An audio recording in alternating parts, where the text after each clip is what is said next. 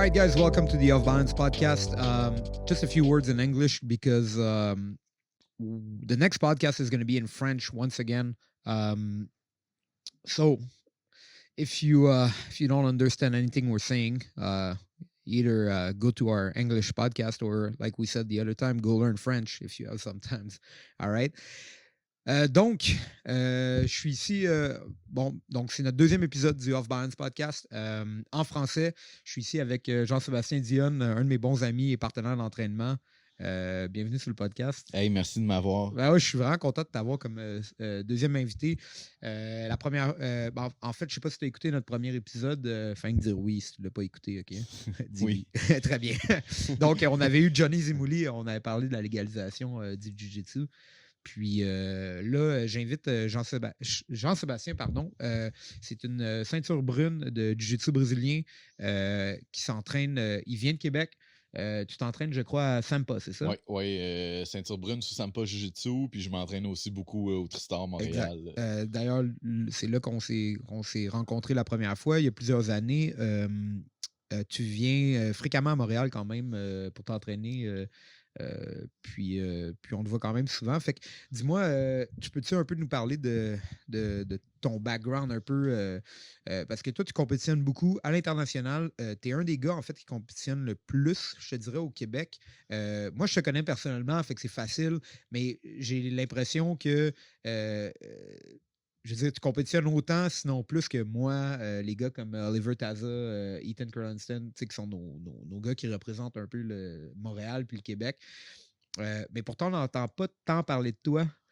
Puis il y a bien des raisons pour ça. Fait que là, j'étais comme, on va l'inviter ici, puis on va trouver un moyen de te mettre un peu sur la scène. Ah, ben, c'est bien. Ouais, c'est ça, tu sais.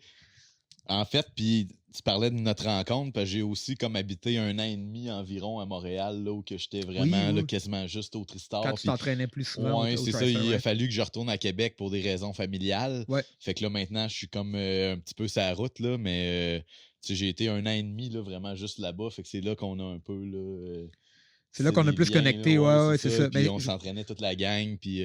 Ouais, je me rappelle, tu étais là pas mal à tous les jours. Puis toi, c'est dans le fond, on t'a fait le move. Là, à quel moment tu t'es dit, OK, là, il faut que j'aille à Montréal, il faut que j'aille m'entraîner. Puis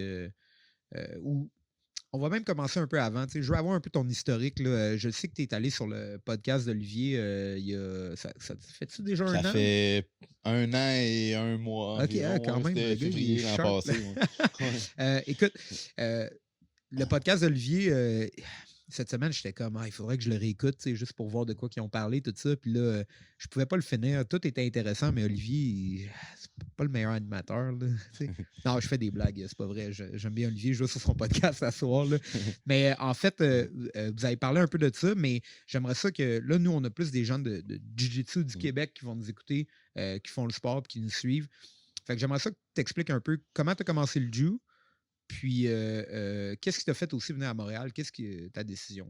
Oui, ben dans le fond, ce que je parlais beaucoup dans le podcast d'Olivier, là, c'était du métier de portier de bar, là, parce que ça fait 10 ans cette année que je fais ça. Fait que, là, tu fais encore ça, c'est ça? Oui. Je travaille. J'ai été portier pendant 10 ans dans la ville de Québec. Sortir du monde avec des haragoshi puis des techniques de judo.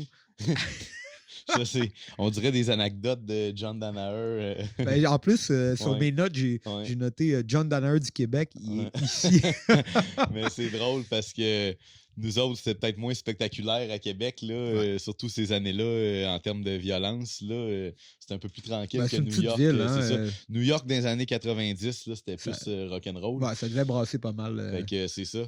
Fait que tout ça pour dire que, ouais, c'était ça que j'avais parlé pas mal dans le podcast d'Olivier, le métier de portier, puis comment que... Parce que moi, dans le fond, c'était à cause de ça que j'ai commencé le jiu-jitsu, là. Tu voulais apprendre un peu à te défendre, ouais, c'était plus l'aspect autodéfense, puis, tu sais, j'avais commencé à travailler, j'étais au cégep, puis là, j'avais un ami du cégep qui ouvrait un club, tout ça. Fait que, cool. c'était un peu de même que... T'as-tu commencé à Sampa ou c'était un club? Ouais, c'était là que j'avais commencé. OK, c'est là, ouais. OK. C'était là que j'avais commencé. Olivier Kisseng, mon ami du cégep, ouvrait Ah, ça. fait que tu l'as rencontré, Olivier Kissang, qui Ouais. est une ceinture noire. Ceinture noire avec premier degré, là. Fait qu'il est ceinture noire depuis plus que 3 ans maintenant. Nice, Ouais. nice. Puis Ouais. c'est ça, c'est lui qui roule Sampa à Ouais, Québec. ouais. Je savais pas que tu l'avais rencontré au Ouais, on cégep. s'est rencontrés au cégep, puis quand il a ouvert le club, parce que dans le fond, Sampa, c'était sous la lignée de High End Gracie. Là. Dans le Ouais. fond, Sampa, c'est comme un peu une franchise là, qui ont ouvert ici avec professeur Renato Megliasio qui est en Californie, puis lui qui est directement une ceinture noire de High End Gracie. Ben, quand High End est mort, Renato s'est beaucoup entraîné avec la famille Henzo Gracie un peu. Ouais. Il a fait des combats d'MMA, je pense qu'il y a 7-8 combats pro. Il s'entraînait beaucoup avec John, avec C'est-tu lui qui a Ricardo donné Almeida. C'est-tu lui qui a donné la ceinture noire à Olivier? Ouais, Ok, c'est nice, sous nice. lui. Fait que sous Prof Renato, ils ont ouvert cette école-là. Puis moi, qui connaissais juste Olivier, ben, j'ai commencé à m'entraîner là. Puis c'était vraiment plus pour l'aspect autodéfense au début. Là, Ouais, à quel moment est-ce que c'est devenu genre. Tu t'es dit, OK, j'aime vraiment ça le jiu-jitsu, puis j'ai envie de compétitionner. Genre, j'ai envie de commencer à faire ça un peu plus sérieusement. Ben, c'est quand que j'ai essayé. Quand j'ai essayé une compétition, j'ai dit, ça a l'air cool gagner. Ouais. Fait ouais, c'est bien le fun de fait gagner. que c'est ça, je me suis forcé plus, puis j'ai vu que pour gagner, il faut que tu travailles, puis c'est là que de fil en aiguille, j'en faisais de plus en plus. Rappelle-moi ta première compétition, parce que je pense que. C'était là, on était. Je pense que les deux, c'est notre même, première compétition c'était au à cégep, vie. au cégep du Vieux-Montréal. Pas loin du plateau. Ouais, ça. j'étais ceinture blanche encore. Puis, ouais, OK. ouais. Fait que ça, c'était un Submission Art United, hein, SAU. Ouais. Fait que oui, c'est vrai, on a réalisé ça il n'y a pas si longtemps que notre première compétition, les deux, c'était au même endroit, mais on se connaissait pas à ce moment-là. Je pense même pas qu'on s'est parlé. Non, sûrement pas, Ouais, parce que ça, toi, tu étais comme... dans la division des gros boys, Ouais, puis moi, dans la division des petits boys. Fait que c'est ça. Puis là, comment t'avais fait à cette compétition-là? J'avais gagné 3 matchs, j'en avais perdu 2, j'avais placé 3e. OK. Fait que j'avais vu un peu tout. Là. J'avais vu que perdre, c'était plate. J'avais vu que gagner, c'était le fun. Mais nice, qu'il n'y a rien de plus satisfaisant que finir premier parce que tu peux gagner 22 matchs, tu perds le dernier. C'est quand même lui que tu te souviens. Puis finir deuxième, c'est jamais le fun. Fait que, c'est clair. J'ai dit, tu sais, j'avais eu une bonne expérience parce que ça faisait à peu près 1 an que je m'entraînais. Fait que, tu sais, c'était pas comme si c'était ma compétition le premier mois. Comme tu sais, il y a du monde qui commence très tôt à compétitionner, qui n'ont pas encore les outils. T'avais un peu d'expérience. Ils se font péter, tu sais, puis ça arrive. Puis c'est bien correct aussi parce qu'il n'y a pas de... Tu te feras pas blesser gravement, à moins que j'ai un de mes chums qui avait pogné un gars de judo et qui s'était fait tirer sa tête. Là, mais, sinon, jiu-jitsu, quand même, sport safe. Là, ouais, relativement safe. Tu sais, quand taper, les arbitres sont là.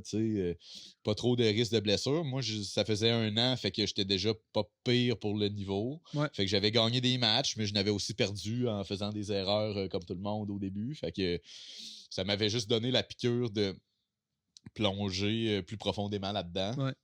Puis c'est ça, après ça, tu as commencé à compétitionner de manière plus fréquente. Ouais, plus fréquente. Puis tu parlais de, mettons que j'ai compétitionné beaucoup. Tu parlais de mon activité. Là, j'ai au-dessus de 200 matchs maintenant. Fait que, je pense que je suis rendu à 205 ou quelque chose comme ça. Fait que, c'était quand même... je pense que tu as plus de matchs que moi. Je me suis rendu compte que plus tu en faisais, plus ça devenait une routine. Là. Plus c'est facile, moins tu as des lays avec le stress, moins ta game change. Ça devient... Mais tu sais, c'est intéressant aussi. Comme si tu t'entraînes au gym. Oui, exact. Je pense que j'ai souvent eu la conversation avec des gens assez haut niveau comme Gordon Ryan là, à New York. Puis souvent, il disait, tu sais, quand vous êtes blue, purple, brown belt, là, il dit, vous devez juste accumuler des matchs. Le plus de matchs que vous avez, le plus facile ça devient parce que c'est pas tant important les résultats, dans le sens que quand tu n'es pas ceinture noire, les résultats comptent pas autant. Oui, c'est important pour nous dans notre monde à nous, là, mais à la fin de la journée, le monde... no one cares. Tout le monde s'en calisse, un peu, pour dire que, je veux dire, tu pourrais perdre là, 50 matchs, puis tu arrives, puis tu gagnes un championnat, ben, le monde va se rappeler que tu as gagné le dernier championnat. Puis c'est juste de devenir à l'aise avec ça. C'est le niveau aussi. T'sais. Ouais. Tu peux pas te regarder comme athlète 100 matchs plus tard, puis être moins bon. Non, tu peux pas perdre de l'expérience. Non, c'est ça. bon. Fait que tu as un gain. Peut-être que ça devient moins facile parce que ton niveau augmente, mais en même temps, c'est ça. Si tu regardes en arrière comment tu étais il y a 100 matchs, grosse différence. Ou c'est con, mais si je roulais avec moi il y a 6 mois, Ben, c'est sûr et je me certain que détruirais, c'est sûr. Là, tu vois genre. l'amélioration. Ben Puis oui. tu sais, tu parlais comment que j'en étais venu aussi à venir m'entraîner à Montréal un peu. C'est Ouais, parce ouais, que, tu ouais. sais, la scène Subonly se développait. Ouais. Moi, je trouvais ça cool. Tu sais, Nogi, le Glock, tout ça. Tu sais, c'était pas quelque chose qui se faisait bien, bien. Tu sais, dans Dans mon ton club, coin. c'était Ouais. plus du Guy, tu sais. Puis on en faisait un peu du Nogi assez pour que j'aime ça. J'avais fait quelques tournois, Ouais. mais j'avais pas de game, tu sais. J'en faisais pas beaucoup. Il y a aucun club de lutte à Québec, tu sais. Ouais, ça, c'est impressionnant. Fait Là. que, tu sais, avoir accès à des coachs de haut niveau comme Guilla avec qui on s'entraînait à matin, tu sais, des coachs de lutte, tu sais, de niveau olympique. Meilleur Ça, coach au Canada, en fait. c'est Là. c'est une ressource que, tu sais, j'avais le goût de vivre à Montréal, tu sais. Parce que Guilla, je me suis entraîné beaucoup avec. Tu sais, je me suis développé une game de no-gi avec les gars de Jiu-Jitsu, beaucoup Ouais. Tristar. Doug Yates m'a aidé aussi un petit peu sur ma Ouais. Greco, tu sais. Ouais, ouais, ouais. Parce que la Greco, c'est le fun. C'est que quand t'en fais avec des vrais lutteurs Greco qui font juste ça, t'as aucune chance de te défendre. Ouais. Ben, Par contre, tu pognes quelqu'un qui sait pas ce qu'il fait, c'est facile d'aller direct d'imposition. ouais, ouais, Tu sais, exact. t'en connais une petite affaire versus quelqu'un qui en connaît zéro, c'est Ben, facile. je pense Ouais. que ça représente un peu comme quand tu Fait que commences le j'adorais ça. jiu-jitsu. Ouais. Mettons que tu as 6 mois d'entraînement, tu as une Mhm. ceinture blanche, mettons. Ouais. Puis tu vas, puis tu roules avec quelqu'un qui a jamais fait de jiu-jitsu de sa vie. Ouais. Ben, c'est la même chose. Là. Tu Ouais. vas snapper un triangle, une Ouais. soumission en claquant des doigts, puis ça devient bien facile. Là. Ouais. Fait que c'est ça, tu sais. Sûr que Montréal, tu sais, c'est plus grand bassin. Puis Ouais. il y avait des choses à aller chercher là, Ouais, surtout pour puis, le no-gi. Là. ouais, tu parlais du mouvement Nogi, justement, Soumission seulement, qui a été un mouvement ben, qui continue à prendre de l'ampleur, mais que c'était un peu dans les débuts là, à ce moment-là. Ouais, c'était dans les débuts. Toi, est-ce que c'est quelque chose que tu avais vu de Québec? Tu voyais ce qu'on faisait ici à Montréal, puis tu étais comme, je veux apprendre ça? Mais je regardais la chaîne à Firaz un peu. Je Ouais. voyais que, ah, tu sais, il y a du bon stock, mais je te dirais que c'était pas. C'était pas. C'était pas quelque chose là. Tu sais, ça aurait pu être lui ou un autre. Tu sais. J'écoutais la chaîne à Marcelo Garcia aussi, puis Ouais, je suis pas ouais. déménagé à New York. Tu sais, je Non. veux dire, c'est sûr que je connaissais un peu le Tristar de réputation. Mais puis je regardais les ABI, tu sais, les premiers Ouais, shows ouais, Nogi. ouais. Métamoris, c'était fou dans la tête. Là. Ouais, Puis au surtout, final. tu sais, ce qui est fou, c'est qu'il n'a pas payé ses Tu athlètes. sais, Là, puis au mais... final, c'est plate que ça ait comme fini justement à cause de des affaires de business, mais Ouais. tu sais, les shows étaient fous dans la tête. Là. C'était des match-ups incroyables. Puis Ouais, c'était nice. tu voyais que le Jew, il n'y avait rien en bas de ça. Tu sais, là, tu dis, Chris, j'ai pas le niveau. Tu sais, c'est sûr que c'était tous des super fights, champions du monde. Ouais, Puis ouais. là, tu sais, c'était Là, tu te incroyable. disais, ah, j'ai pas accès Fait à que ça. là, Tu tu sais. disais, hey, tu sais, c'est comme, c'est-tu fou à être là? Puis là, finalement, tu te rends compte que justement, tu sais, c'est pas. Maintenant, la scène, il y a plus de variété de calibre que là, c'est pas juste un super fight d'un gars 10 fois champion du monde versus un gars 8 fois champion du monde Non, d'une non, autre exact. catégorie de poids, puis qui va gagner. En Là. fond, c'est plus démocratisé un C'est peu. ça, c'est là, maintenant, tu sais. Il y a des gars très bons qui n'ont pas les credentials à Roger Gracie, puis tu sais. Qui peuvent aller sur des shows. C'est ça, tu sais, parce que ça, tu regardais le Métamoris, tu disais, hey, je suis loin du calibre que ça prend pour être sur un show de même, mais justement, tu sais, ça s'est, comme tu dis, démocratisé, il y en a de plus en plus, puis, tu sais, j'en parle, puis j'adore ça, mais en réalité, j'ai peut-être fait une dizaine de matchs sub-only dans ma vie, là. C'est pas quelque Ouais, chose que ouais. j'ai pas eu la chance de compétitionner énormément dans ce rule set puis dans cette scène-là, parce que, tu sais, il y a beaucoup de shows que c'est un peu des contacts, puis tu sais, des fois, Ouais, tu on me en parlais, parlait. hey, je pourrais te plugger avec ce gars-là à un moment donné s'il y a un tournoi à ton poids ou cette affaire-là, mais c'est sûr que ça reste pas le plus gros pourcentage là, des compétitions. Là, Non, non, exact. le gros de mon expérience, je l'ai pris dans les tournois de l'IBJJF, Ouais. dans les ceintures de couleur, puis tout ça. Mais tu sais, je voulais me rendre à peut-être compétitionner plus là, dans ce genre Ouais. d'univers-là. Fait que c'est quelque chose qui me passionnait. Là. Ouais, je me rappelle qu'on a eu la conversation à propos de ça, puis je te disais justement, puisqu'on a un peu de contact, évidemment, là, à cause qu'on. Quand je dis on, là, je parle justement les gars du Tristar, on a fait plusieurs shows comme ça, soumission seulement. Puis évidemment, là, l'affaire, c'est que ça marche par catégorie de poids. Fait que si on réussit à trouver une catégorie qui est dans la tienne, on va pouvoir te plugger. Mais c'est ça qui est dur des fois, c'est des fois, il faut voyager, il faut aller aux États-Unis. Évidemment, on n'arrête pas d'en parler, là, justement, que si c'était légal ici, on pourrait les faire, ces shows-là. Ça serait le fun. Là. Genre, je connais plein de gens qui ont envie de les faire, les shows ici. T'sais, on pourrait amener du talent au Québec à la place. Mais bon, pour le moment, Ben, c'est ça que je pas parlais obligé de avec voyager. Heyman. Il disait que ce serait légal, on organiserait des quintets puis des affaires le Ben fun. oui, Puis ça pourrait c'est être. sûr qu'on pourrait s'amuser, mais d'un côté, ce serait légal. Moi, j'en fais pas. Tu sais, j'en fais pas une obsession dans le sens que même s'ils légalisent comme il y a en Ontario, ils vont quand même légaliser un certain set de règlements. Puis Ouais. il n'y aura pas de ADCC Trials ici, il n'y aura pas de tournoi règlement EBI non plus parce que là, ils ont légalisé en Ontario, mais juste sur des règles précises. Fait que ça va Ouais. rester qu'il va falloir aller aux States pareil pour certains Ouais, tournois. c'est ça. Mais on pourrait s'amuser, faire des tournois locaux, des quintets, des Ouais, affaires. mais tu penses que, tu sais, en même temps, Ouais. avec la légalisation, c'est une Ouais, c'est première un premier étape. pas. Après, C'est on ça. peut commencer à Ouais. jouer avec les règles, tout Ouais, ça à c'est long sûr. terme. Là. Mais sinon, là, pour revenir sur ça aux compétitions, là, toi, justement, à cause du fait qu'on ne peut plus compétitionner depuis 3 ans au Québec, là, c'est où que tu compétitionnes de manière Ben principale? là, c'est recommencé en Ontario. Fait une couple de fois qu'on va, puis c'est vraiment le T'es fun. allé, Là. ouais? Ouais. OK. Mais tu sais, ça fait plusieurs années qu'on compétitionnait aux États-Unis. Puis ce qui est le fun là-bas, c'est que tu sais, il y a tous les rule sets. Fait que tu peux vraiment t'amuser puis expérimenter. Là. Tu sais, parce qu'au Québec, on compétitionnait quand il y avait des tournois locaux, là, on les a à peu près toutes faites, puis on s'amusait là-dedans. Puis c'était vraiment de la bonne expérience. Mais tu sais, ça reste que, mettons, tu as un objectif de performer haut niveau, faut que tu ailles aux trials, faut que tu fasses les Nogi Worlds, tout ça, tu ne seras jamais au Québec. Fait que, si tu es un compétiteur de haut niveau, faut que tu veuilles aller aux États-Unis, il faut que tu sois prêt à voyager là, à certains moments. Mais d'un côté, c'est sûr qu'avoir une scène locale permet aux athlètes qui commencent de prendre l'expérience, de monter. Ça peut permettre d'organiser des shows de super fight, des quintets, des affaires vraiment le fun. Là. Fait que je pense qu'il faut que ça se fasse, mais d'un côté, il va quand même pas que le monde pense que, mettons, ça va être fait, ben on n'aura pas bougé de Montréal, puis tout va être ici. Il y a quand même des tournois qu'il faut aller faire ailleurs. Si tu veux aller chercher un haut niveau, il faut que tu voyages à un certain point. Je pense que c'est bon pour construire l'expérience comme tu as fait. Tu disais, tu as 200 matchs. Puis aussi que c'est un plus petit bassin. Les BJJF étaient venus une fois, ils sont pas revenus. Ça prend du monde pour organiser les tournois. Ça prend un bassin pour que ce soit rentable. Fait que la légalisation n'amènera pas nécessairement comme toutes les organisations du monde. Mais je pense qu'avant, il faut qu'il y ait des bons promoteurs qui fassent des bons shows locaux. Puis, qui aillent. Je pense qu'avant, on avait Abu Dhabi, puis on avait. Oui, mais Abu Dhabi qui avait été annulé. Là, qui était le dernier événement. C'était comme le dernier événement annoncé qui avait été annulé. Puis on avait les Montréal Open de IBJJF. Oui, ben c'est ça, je disais. Je pense qu'ils sont venus, mais je crois qu'après, ça avait arrêté Ils disaient qu'il n'y avait plus personne pour l'organiser ou de quoi de même. C'est ça que j'avais entendu. Ça avait comme arrêté. Là, fait que c'est sûr que. La légalisation, c'est important. Il faut mettre une scène locale.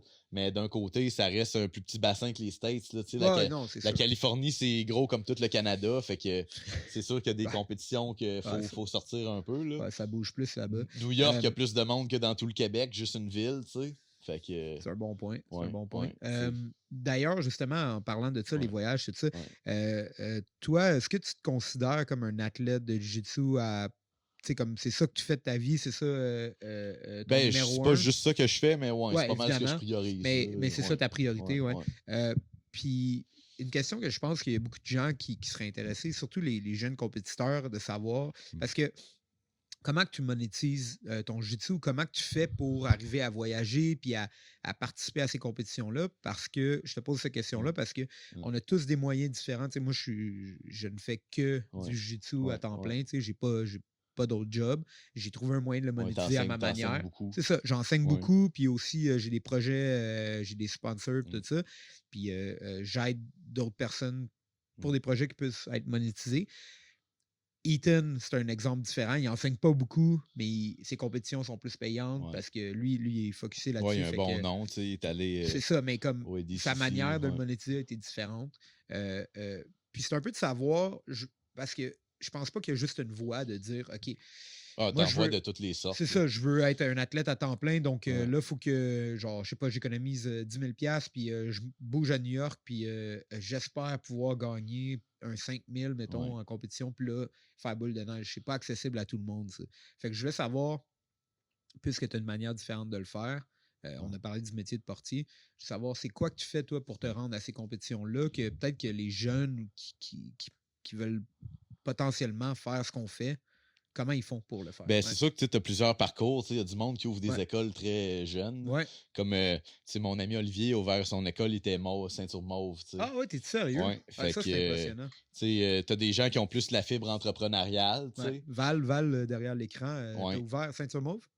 Ouais, hein? ouais, Ouais, Mizu aussi. Studio, ça a ouvert Ah, ouais, Ceinture Mauve, ouais. ouais. Ouais. Puis, Mais tu sais, parce qu'au final, tu sais, si les gens sont là pour toi, qui t'aiment, qui aiment le gym que tu fais, tu sais, c'est ça le plus important, là, pas nécessairement ton grade. Là. C'est ouais. sûr, tu sais, tout le monde veut sa ceinture noire. Puis, Juste donner un petit conseil à ouais, Val rapidement. ouais. Laisse le monde passer ta garde des fois, sinon ils vont te détester, OK? Puis ils viendront plus à ton gym, Val. Ouais. Sur ce, continue, excuse-moi, fallait que je fasse ce Ouais, commentaire. non, Là. c'est drôle. Fait que c'est ça. Ouais, c'est ça. Comment. Tu sais, moi, je juste pour travaille revenir. encore. Tu sais, moi, je travaille. Tu sais, Fait que tu travailles à temps partiel. je travaille le plus que je peux, puis je m'entraîne le plus que je peux. J'enseigne un peu aussi, pas énormément. Je te dirais, je suis pas comme toi, là, qui a beaucoup de privés bookés. Ouais. Là. Moi, je te dirais que j'enseigne pour me sauver des dépenses plus que pour gagner beaucoup d'argent. Là. Qu'est-ce que tu veux dire? Pour être plus dans le gym, genre? Non, mais mettons, à Québec, tu sais, je donne des cours, puis c'est ce qui me permet de m'entraîner. Ah, ok, mettons, je vais être payé que je peux. Gym, c'est ça, je vais avoir accès au gym. Fait que je vais sauver des memberships. Puis si je n'enseigne plus, ben ça va me faire un petit peu là, de l'argent de côté, mais c'est pas. Tu sais, moi, j'enseigne pas à 50$ de l'heure, 20 heures semaine. Là, non, je comprends. À Québec, il y aurait. Je pense pas un si grand bassin là, de donner des privés. C'est comme à New York, là, que tu as un gros bassin, là, les instructeurs sont occupés tout le temps. Oui, bien sûr. Mais en fait, ça va que le sport est un peu plus évolué là-bas pour le moment. Moi, c'est pas vraiment l'enseignement, mais tu as du monde que c'est ça. Mais ce que je veux dire, c'est comme toi, dans le fond, là, tu fais encore le métier de portier. Oui, je travaille d'un bar encore. Tu fais combien d'heures, mettons, par semaine? Ça va dépendre des semaines. Ça va dépendre, comme je te dis. Tu fais quelques soirs. Ce que j'aime de ce métier-là, c'est que c'est flexible. C'est pour ça que je fais ça. Quand j'ai le temps de travailler, je peux travailler. Puis si je suis parti pour une compétition, ben c'est pas grave, je me fais remplacer parce que je serais livreur de poulet au Saint-Hubert, puis on me dirait vendredi, samedi, c'est occupé, il faut que tu sois là. Fait que tu peux pas t'absenter trop. Surtout que c'est quand on compétitionne, c'est la fin de semaine. Fait que c'est là qu'il faut que tu t'absentes. Ben c'est ça, tu sais. Fait que même des jobs qui ont de l'air d'une job d'étudiante, parce que mettons, les étudiants vont à l'école la semaine, puis ils ont des petits jobs la fin de semaine. Ouais. Qu'est-ce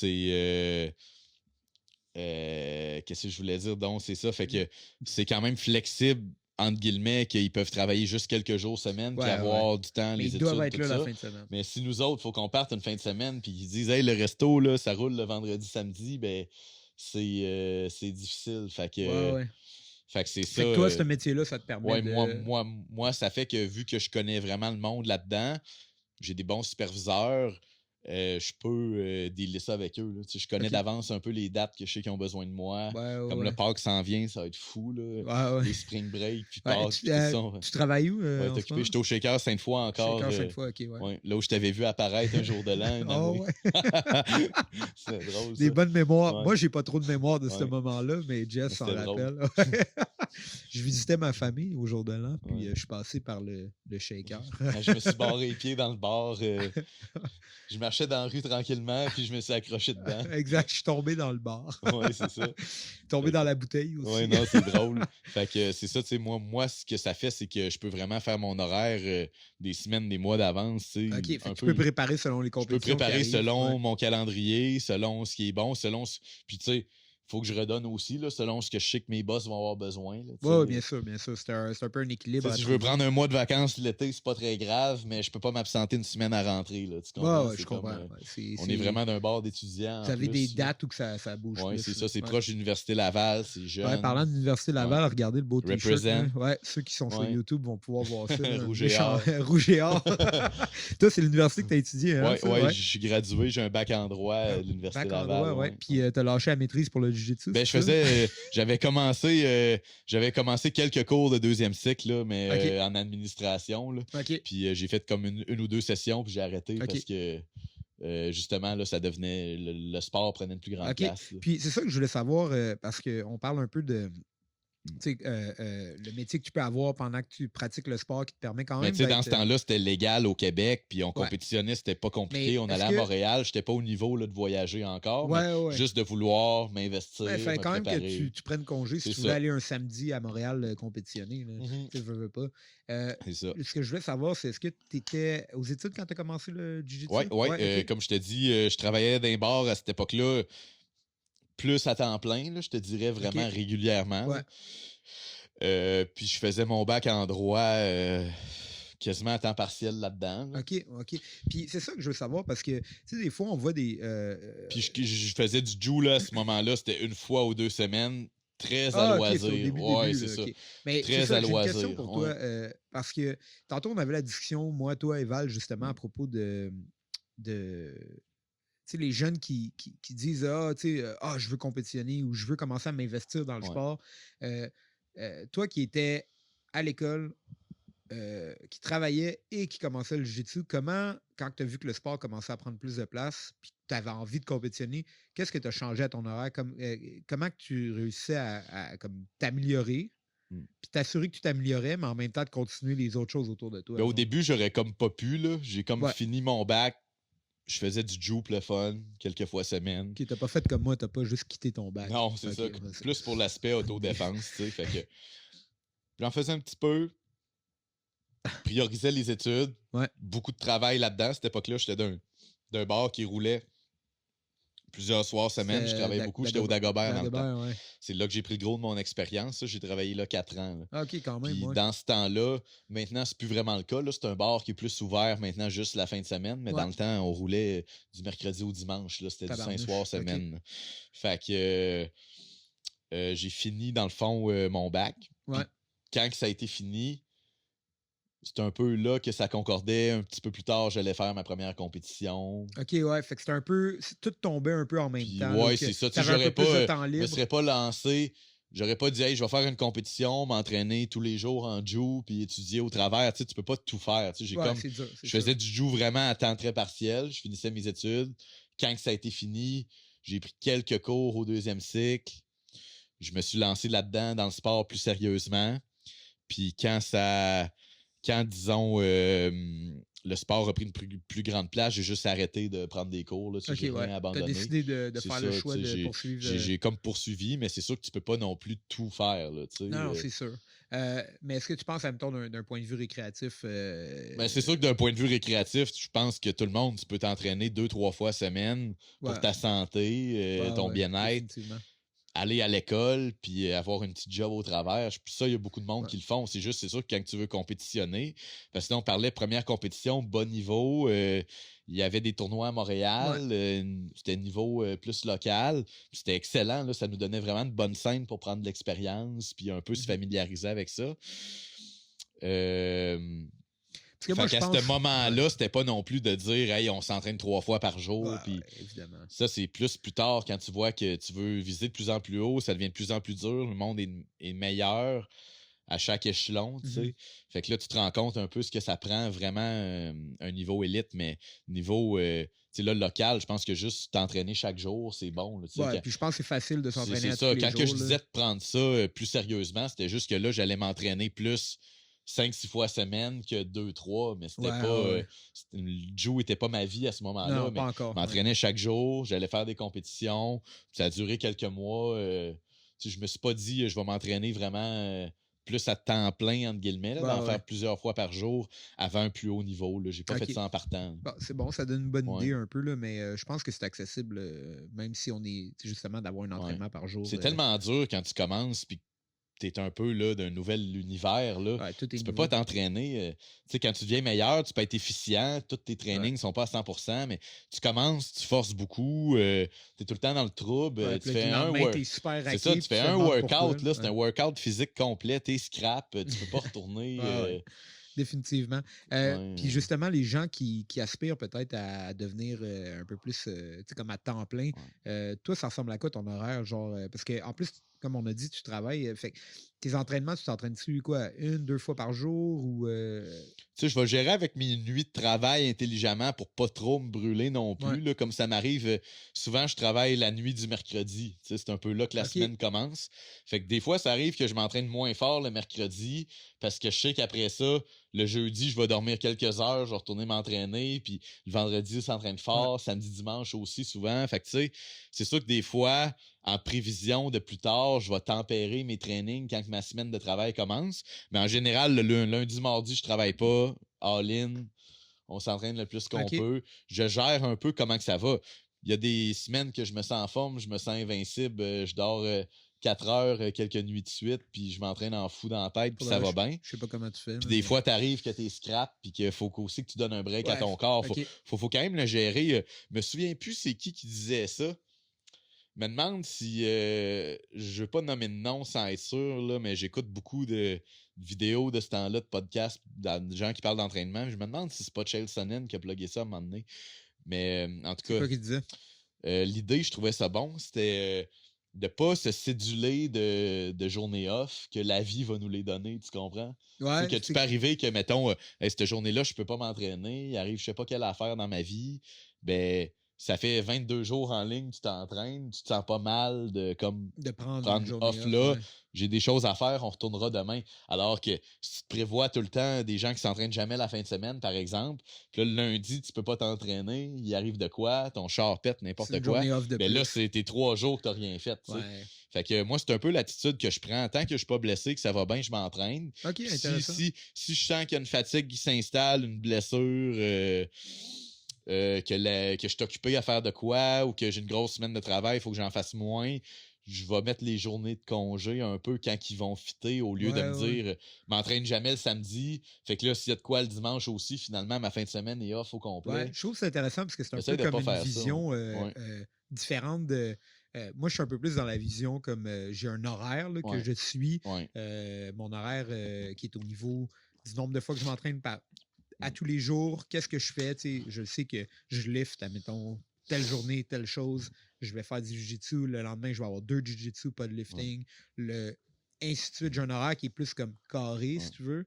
Mais en même temps, tu as raison que tu sais, le corps, c'est pas une machine c'est pas un robot, tu sais. Ouais. Dans le sens qu'un moment donné, tu vas ressentir peut-être de la fatigue pour X raison où il va arriver de quoi que ça te débalance, Mm. puis là, peut-être qu'il fallait que tu prennes off. Fait que Mhm. j'aime quand même ça comme Ouais, manière ça, j'avais de. trouvé ça bon. Ça représente un peu, je vais au feeling, tu sais. Ouais, ouais, exact. Tu Tu sais, vas comment tu te je sens, suis là. capable de planifier une journée X. Mettons, je sais, je me lève le matin, telle journée, c'est ça qui est à l'horaire, Ouais. tels entraînements. Mais je me donne le lousse de des fois pas m'entraîner. Ouais. Puis je te dirais que la plupart du temps, je suis capable de m'entraîner. Fait que c'est rare que je prends des journées de congé total. Là. OK. Puis est-ce que Mais tu. je les prends au besoin. Ouais, est-ce que tu. Quand tu te prépares pour une compétition, qu'est-ce que tu fais? Est-ce que tu changes les choses ou. Pas énormément. Je te dirais que je fais pas des camps d'entraînement. C'est OK. comme j'étais pas en forme, là, je me mets en forme 10 Ouais. jours. T'sais. Parce que John parle qu'un camp de Jiu, lui, il croit vraiment 10 jours, 2-3 semaines, là, à peu près cette période-là. Là. Ouais, quoi que ADCC, À ça a part duré genre 5 mois. ADCC Camp, là, que c'était fou. Là. Ouais. Parce qu'on a vécu un petit bout, là, Ouais, puis ouais, c'était le fun. brutal. Mais tu sais, c'est ça, tu sais, c'est sûr que tu peux en faire un petit peu plus, une courte période, juste pour avoir le edge, mais moi, je crois vraiment à m'entraîner à l'année, tout le temps être OK, en forme, tout le temps être prêt. Toujours être prêt, ouais. Ouais, c'est juste que là, tu peux savoir que, tu sais, si tu as une date de compétition, tu peux peut-être t'entraîner moins de volume, plus d'intensité pour une petite période. Ouais, bien sûr.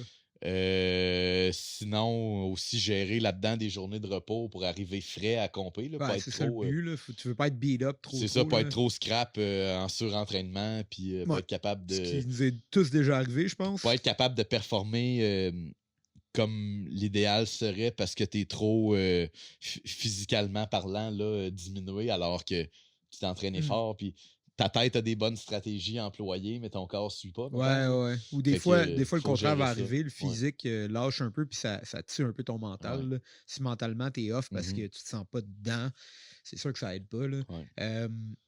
Puis au niveau, est-ce que tu suis comme un régime de lifting, de conditionnement physique? Oui, je pense que c'est très important. Parce que toi, ce que je me rappelle sur le podcast d'Olivier Aubin, tu avais parlé un peu qu'avant le jiu-jitsu, étais pas mal dans les salles de gym, tu étais Ouais, plus pas mal. gros. Ouais. Tu quand même un physique imposant, là, ça paraît pas à cause de ton beau chandail de l'Université Laval, mais tu sais, t'as Ben, des j'étais un triceps. super lourd, là. Je Ouais, t'as des compétitionne triceps qui sont super plus gros lourd. que mes Ouais. mollets. Fait que j'aimerais ça savoir un peu chest bras, c'est quoi que tu fais? Ben, c'est sûr que, tu sais, avant, c'était plus. Je m'entraînais dans un gym, là. C'était mon activité. Fait Ouais. que je faisais juste ça. Il n'y avait pas de. Il y avait pas de T'es- vision athlétique là-dedans. Ouais, ouais, C'était ouais. purement. On visait le culturisme. Tu voulais-tu être genre. Non, je fais des blagues parce que Tu voulais-tu être genre un homme fort ou je genre. fais des blagues, mais j'aimais ce mode d'entraînement-là, mais c'était Ouais. pas. J'aurais pas compétitionné. C'était-tu genre high reps? J'avais définitivement pas ce qu'il fallait pour être un culturiste ou un homme Ouais, je fort. comprends. À plusieurs aspects, là, je veux dire, on se cache pas que c'est des sports durs sur le corps. Là. Ouais, c'est clair. Tu sais, Puis il faut que tu prennes des ben, c'est des ça, tu sais, substances. le culturiste naturel, c'est rare. Là. La plupart du temps, faut prendre des produits dopants. Je parle à un certain niveau, là, parce que culturiste naturel, tu sais, c'est moins là, populaire. Là. Les vrais bodybuilders, là, Ouais, les gars qui le font pour vrai, il y a de la drogue d'impliquée. Fait que moi, c'est un peu comme tout le monde en jiu-jitsu au haut niveau. Là, c'est j'aurais ça que tu comme veux pas dire. compétitionné, mais j'aimais le mode d'entraînement. Tu sais. Ouais, ok. Mais maintenant, c'est que c'est plus adapté au jiu-jitsu. Tu sais, Ouais. Fait que qu'est-ce que tu fais comme entraînement? Tu sais que je lève des poids, je fais aussi du cardio. Je fais des exercices, je pense, qui sont bons, spécifiques au jiu-jitsu aussi. Tu sais, Peux-tu me donner un exemple? j'essaie de varier. Mettons, tu sais, j'aime travailler certains exercices style CrossFit, OK. mais je m'entraîne pas en CrossFit à faire Ouais, des je WOD. comprends. Là. Tu sais, ça, Ouais, je pense ouais. que c'est trop taxant si tu t'entraînes déjà. Ouais, tu peux pas faire les deux. Tu peux c'est pas ça. faire du jiu-jitsu à temps plein puis du Tu crossfit. t'entraînes, là. mettons, 3 fois par jour. Tu peux pas aller te clencher un WOD, que c'est un training très intense que le monde font une fois dans leur journée. Là, tu sais. Ouais. Je pense qu'il y a des bons mouvements à faire, mais avec plus de modération là, euh, pour Fait une préparation C'est physique genre, spécifique, mettons, si on veut. du Olympic lifting ou plus. Non, j'aime mieux travailler avec des kettlebells, puis Ok, le poids ok. du corps, puis Nice. Genre de gymnastique un peu, ouais, là, comme. les calisthenics, c'est très bon. Les kettlebells, j'adore ça. Je fais de la musculation conventionnelle aussi.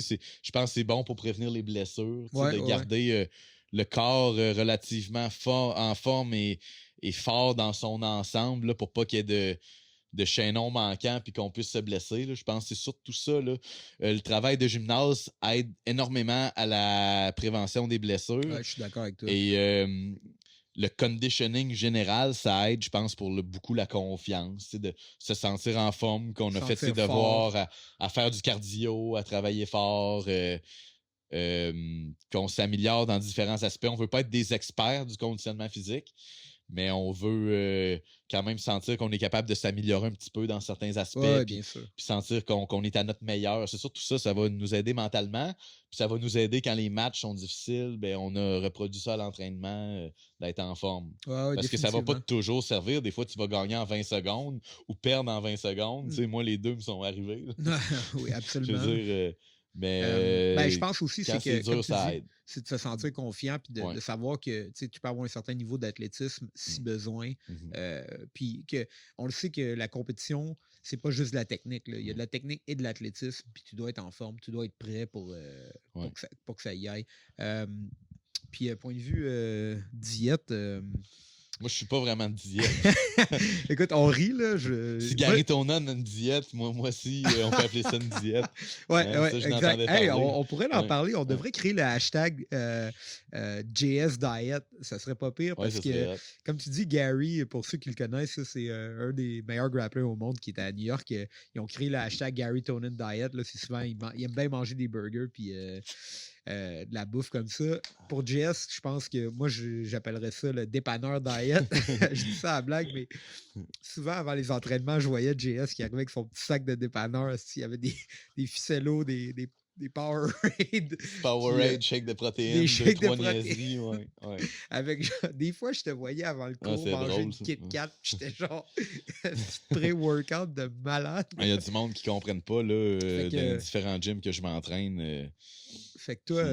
tu sais que on en rit, mais c'est pas, je dis pas qu'il y a des vertus à ça, c'est juste que moi, je suis pas inconfortable à m'entraîner le ventre plein. Tu sais. Ouais, ok. Moi, je mange des niaiseries avant de m'entraîner, puis je me sens quand même bien. Il y a du monde que, tu c'est juste aller rouler, peut-être il y a un stress ou quelque chose. Ouais, fait qu'ils Puis, veulent pas avoir le. ils veulent pas sentir qu'ils sont lourds, puis ils mangent très peu le matin.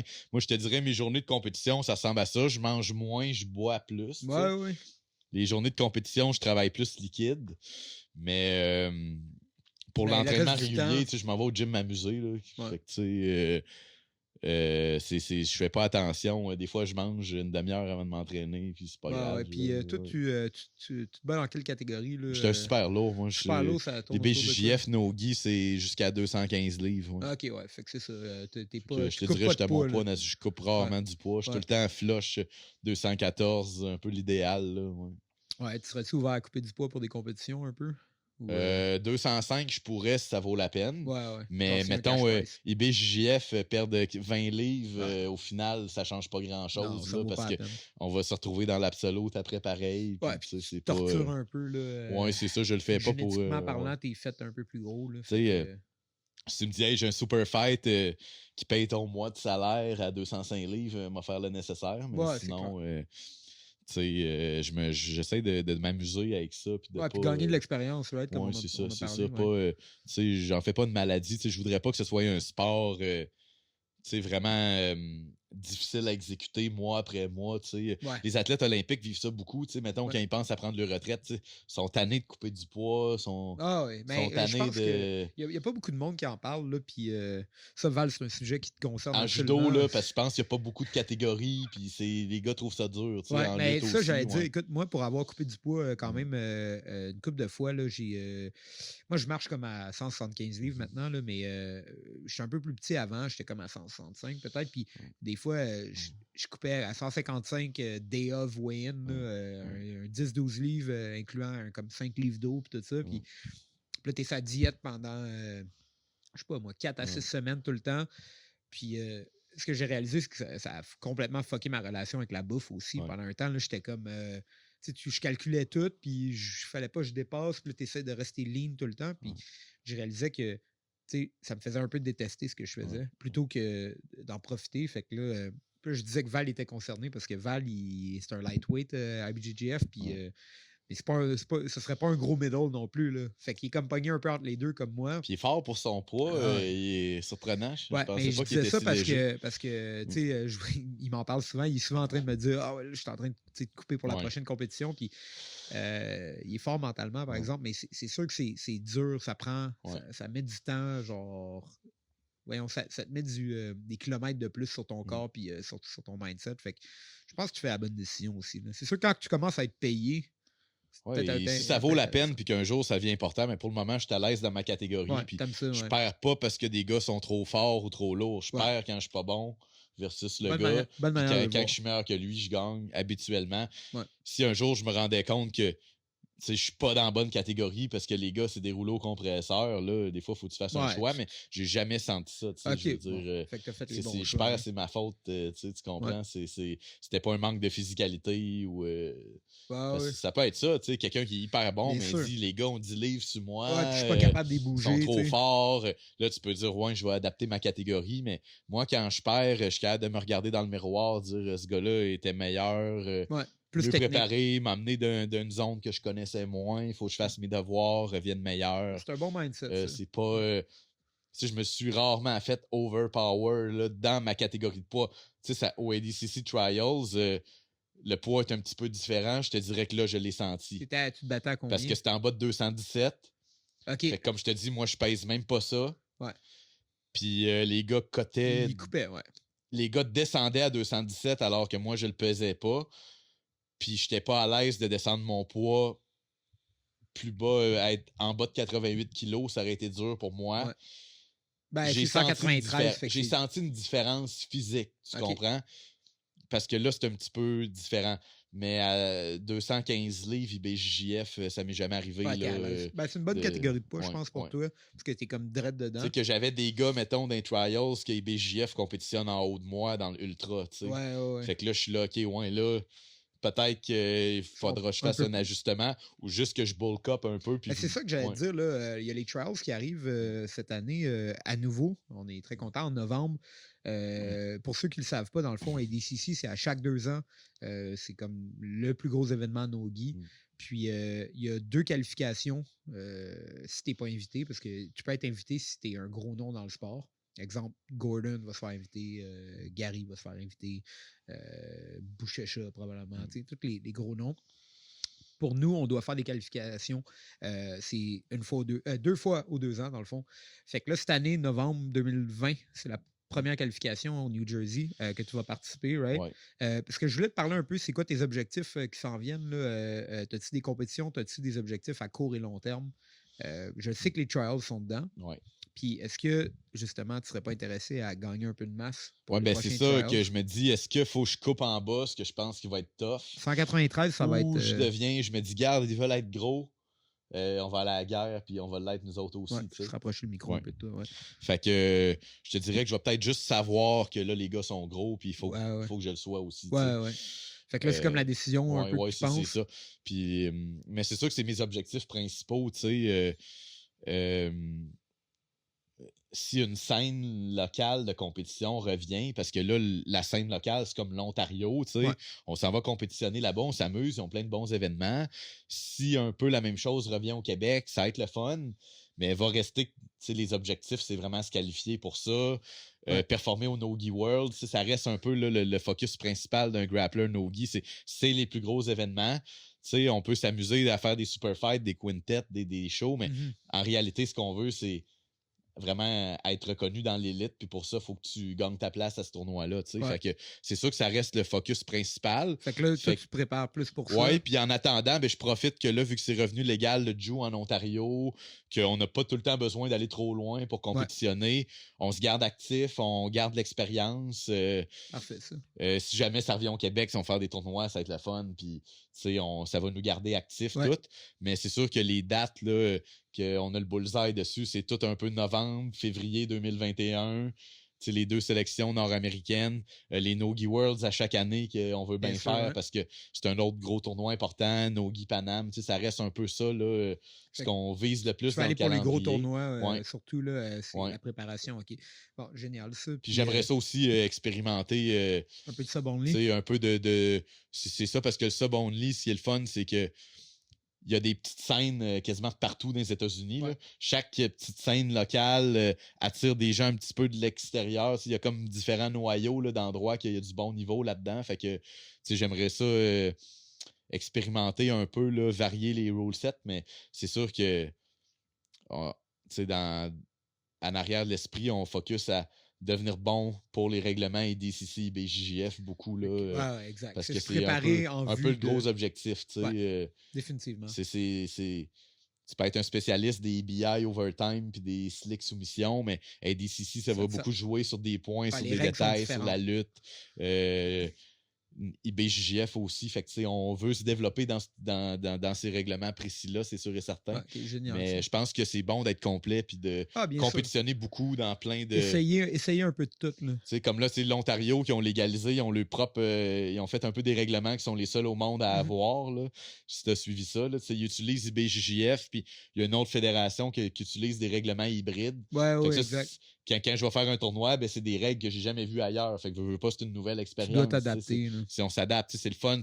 La variété peut pas te rendre moins bon. Tu vas devenir meilleur à vivre des choses. Puis si le Québec adopte le sport puis qu'on a nos propres règlements parce qu'on fait différent des autres, ben on va s'adapter puis on va devenir meilleur de ça.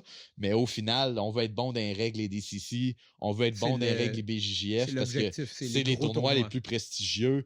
C'est vraiment là que ça compte. Tu peux pas dire que t'es d'élite mondiale si t'es pas là, tu comprends? Si t'as gagné 4 fois un tournoi local, ça te fait pas de toi l'élite mondiale. C'est quand tu vas gagner les gros tournois aux États-Unis. Puis, ou que tu te places ou juste se qualifier au ADCC, je pense que t'es legit. Là, je pense que se qualifier, ça prouve automatiquement que tu fais partie de l'élite mondiale.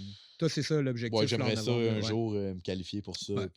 Parfait, je suis content que tu travailles pour ça. Puis on va-tu le voir un peu plus à Montréal?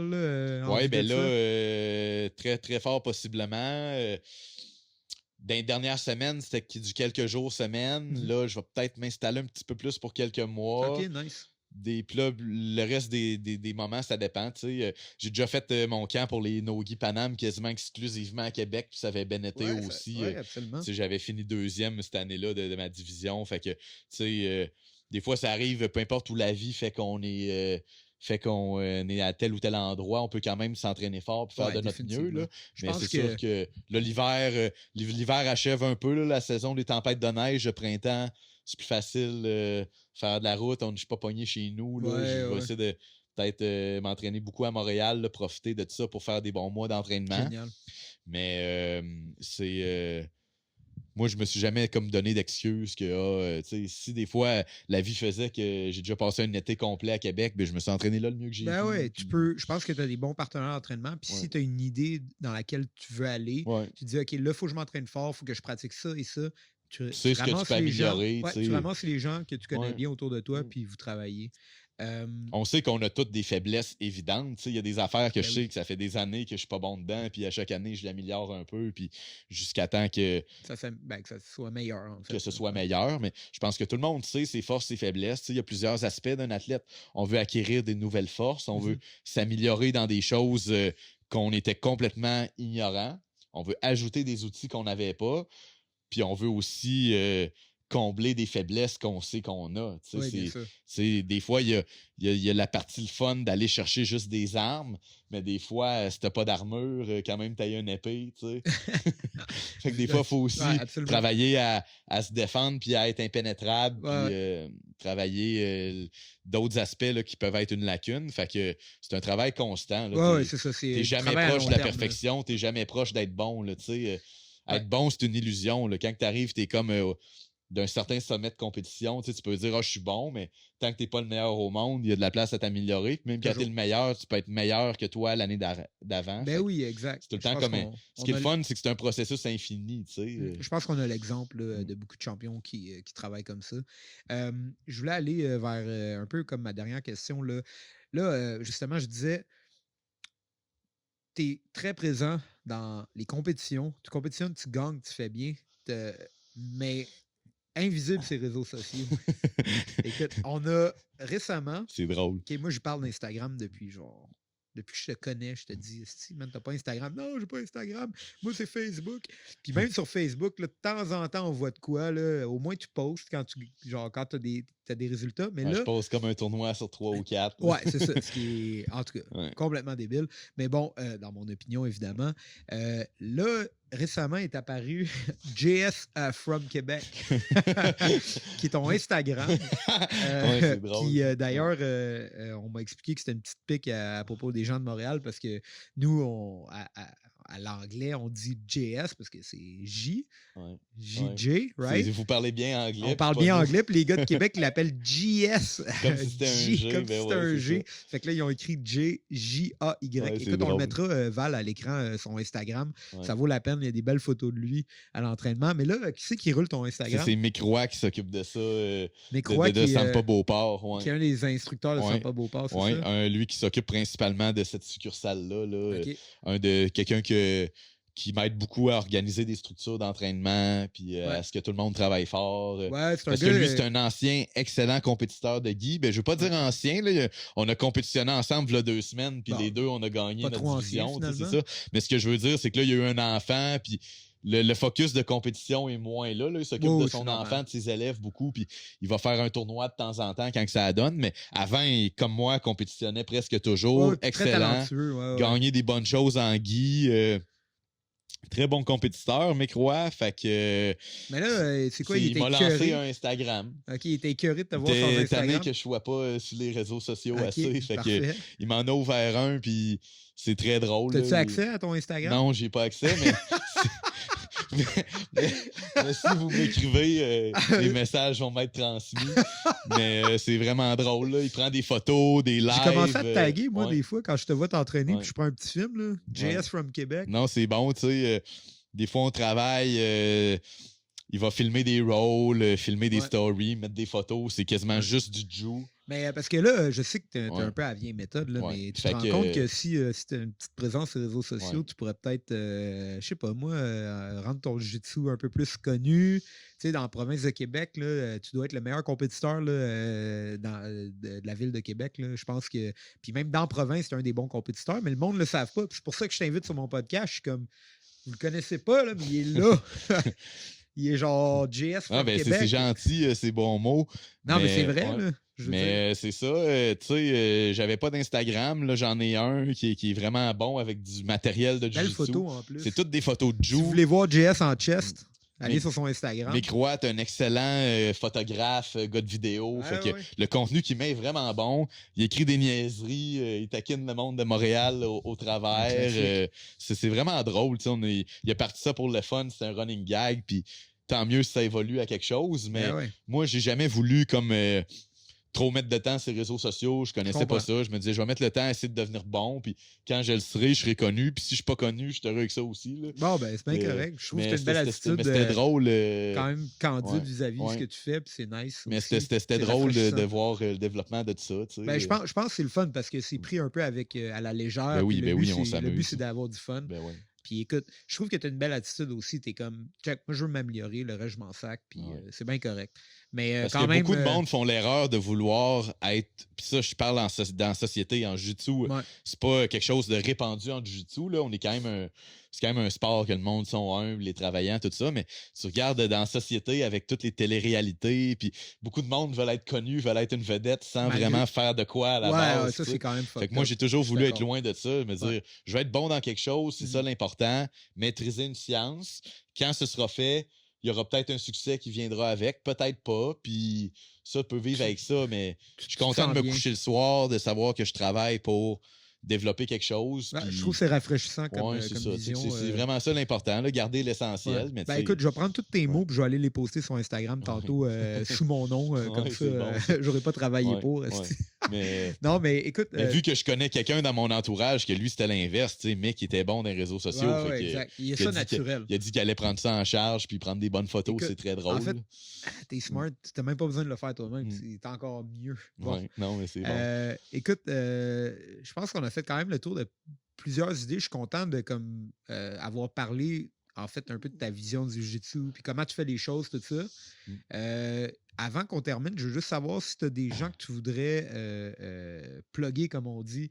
Je sais que tu plugues l'Université Laval depuis tantôt. En salle, ouais. Le Rouge et Or, mais mettons, as-tu soit des Ça, sponsors ou des gens que tu veux remercier, puis on va pouvoir peut-être mettre des liens, tout ça. Fait que... Ouais, ben c'est sûr que, écoute, j'ai beaucoup de monde que je veux remercier qui m'aide dans ma carrière puis dans la vie en général.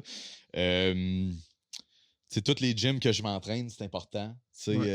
Sampa Jiu-Jitsu, mon premier gym, Sampa Beauport, qu'on aime ça s'entraîner là. Ouais. On s'est comme fait une petite clique là, c'est cool au bout aussi.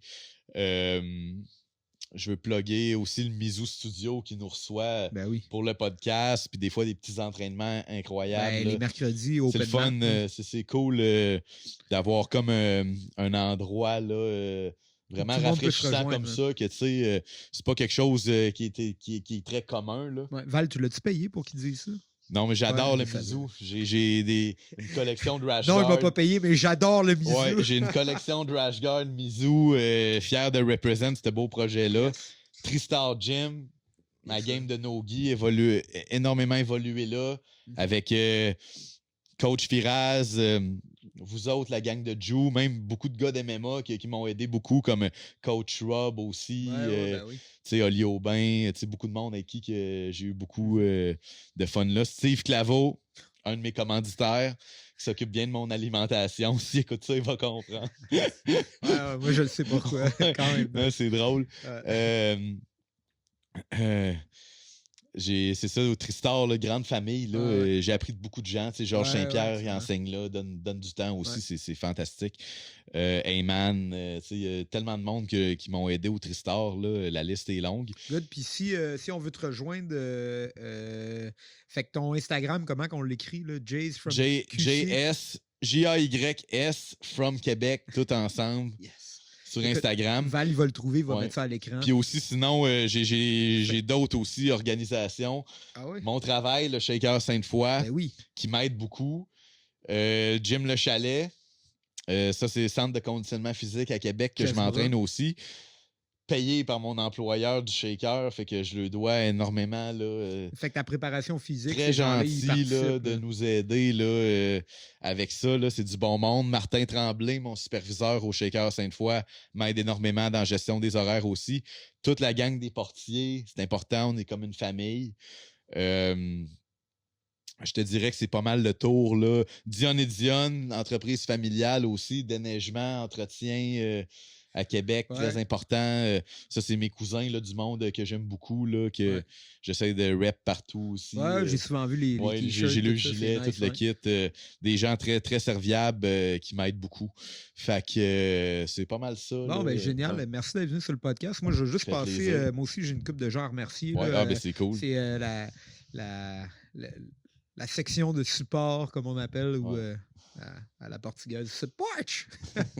Écoute, on a d'abord Mizu Studio, comme on disait. On va les remercier 2 fois, vu que tu t'es fait payer pour les remercier. Ah, ils sont malades. Non, mais Mizu, Val et Génia qui ont créé un environnement accessible à tous, un gym accessible à tous qui est roulé par la famille à Saint-Henri. Très bien placé, pas loin du métro. Puis comme on dit, on a les open mat qui sont accessibles sans politique à tout le monde gratuitement le mercredi. C'est tout le temps plein. On y était hier, c'était génial. Il y a des cours le matin, le soir, non-stop. On a des cours de lutte avec le meilleur coach. On a des cours no-gi avec les meilleurs coachs, parce que des fois, je coach. Évidemment, meilleur coach. Best. Ouais, best. Puis Val qui enseigne beaucoup dans le gi aussi, qui compétitionne. Puis nous permet d'avoir un environnement, pas juste pour les podcasts, mais pour apprendre en tout temps. Très ouvert, fait que venez faire un tour. Ensuite, j'ai Roll Forever qui est mon sponsor principal. Il sponsor le podcast, sponsor moi, aide Taza aussi dans ses compétitions. Ça m'a permis de voyager beaucoup cette année, de compétitionner puis de ne pas avoir de troubles. J'ai des rash guards aussi uniques. Il m'en reste pas beaucoup. Fait que si vous voulez m'aider, vous pouvez toujours venir m'envoyer un message ou venir m'en parler. Je vais avoir des rash guards. Puis il y a un site web qui s'en vient. On va sortir des nouveaux produits, puis c'est Belly qui provient de la Caroline du Nord, qui a des athlètes de partout dans le monde maintenant à s'améliorer. Puis finalement, on a Scramble Canada, qui est à l'intérieur du Mizu Scramble Canada, right? Dans le fond, on a du linge, des rash guards, des shorts, des apparel, donc t-shirts, pantalons. C'est une belle compagnie qui produit du linge de qualité. Si vous voulez vous en procurer, vous pouvez aller sur le site web. Vous pouvez utiliser nos codes pour sauver de l'argent. Puis sinon, vous pouvez venir en magasin voir le stock qu'on a au Mizu Studio. Donc, vous pouvez acheter un rash guard si vous n'en avez pas, puis sauter ces matelas après. Je pense que c'est tout pour la section support. Fait que Scramble sont hot en salle. Ouais, Scramble. Ouais, j'aime mon maillot Tristar. Compétition de la foi du Body Lock Submission. Ah oui. JS, c'est la seule personne que je connais avec un Body Lock Submission. Il a fini quelqu'un avec un Body Lock debout. Il l'a tellement squeezé fort que le gars était comme mes côtes. J'étais là, dans son coin, puis ça m'a vraiment fait plaisir. C'est vraiment hot. Scramble, j'aime le stock qu'ils ont fait. Ouais, ils font des beaux produits professionnels, puis je trouve que leur ligne change tout le temps. Fait qu'on a toujours accès à des nouveaux produits. Fait que c'est vraiment le fun. Allez sur le site web, vous allez pouvoir voir ce qui est en stock. Donc, à la prochaine. Merci, JS, d'être venu. Hey, merci de m'avoir reçu. C'était bien plaisant. Bon, yes. Bye.